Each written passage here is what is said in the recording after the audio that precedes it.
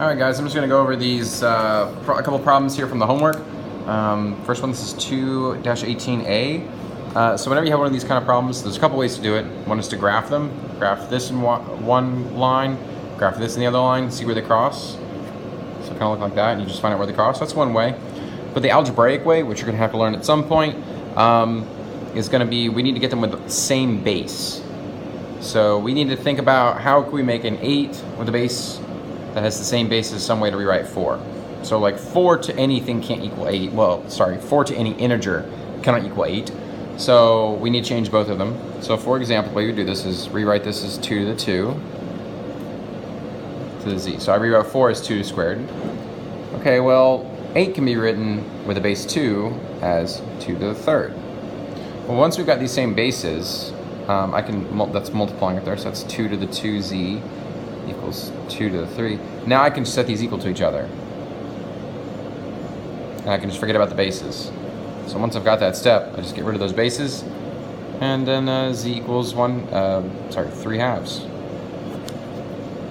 Cool. Let's try this one down here. Same type of thing. I need to rewrite those so they have a base. Well, it's going to be the same ones we use up here. A little more complicated though, because you've got this extra stuff that's out here. This will be 2 to the third, z plus 2. Now remember, when you're dealing with the exponent rules for when you're dealing with parentheses is to multiply. So 2 times 2 thirds, 2 times 2z over 3, this becomes 2 to the 4z over 3 equals 2 to the, now you're multiplying 3 times all that, so that means distribution. 3z plus 6. Nice thing is now I get rid of the 2's, and what's left? 4z over 3 equals 3z plus 6. Okay, now continue from there. We should get these z's by themselves, and then we'll be okay. So let's do this. I'm gonna subtract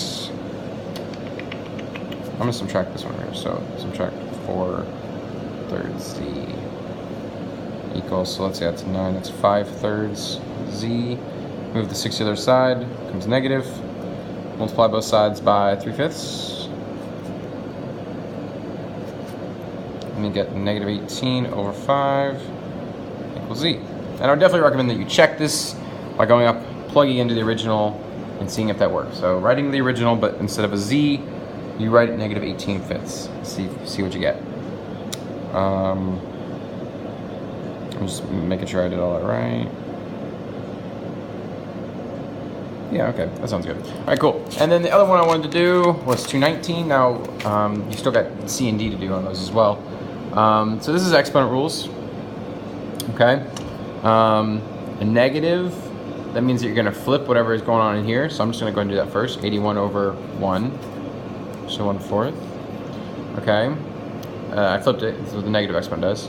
Now, with parentheses and fractions, that means the 1/4 goes to everything in here. So this is 81 to the 1/4. Divide by 1 to the 1/4, which is just 1, so I can get rid of that. And then you could just type in 81 to the 1/4. I believe it's 3. And you can type in the calculator just to double check. And that's it. Let's make another one. All right, and then this one down here. This exponent rule. So this 2, again, it's negative.